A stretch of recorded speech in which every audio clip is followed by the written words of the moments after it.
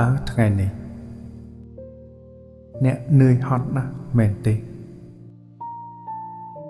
សូមស្ដាប់ខ្ញុំបន្តិច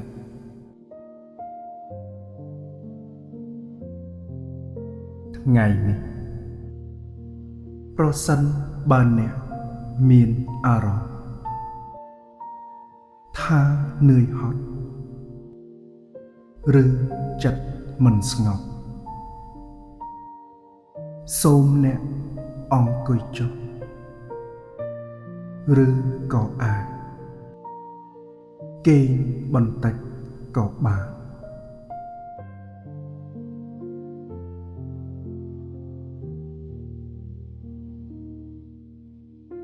នៅ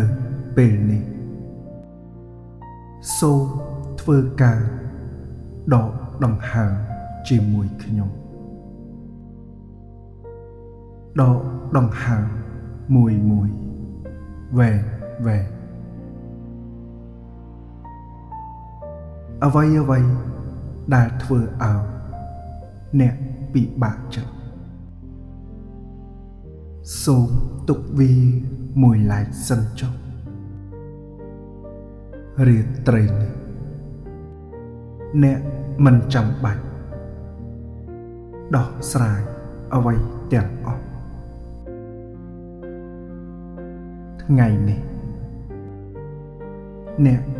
បានធ្វើល្អហើយទោះជាគ្មានអ្នកណាមើលឃើញអ្នកក៏ដោយចុះព្រោះអ្នកធ្វើវាទៅតាមល្បឿនរបស់អ្នក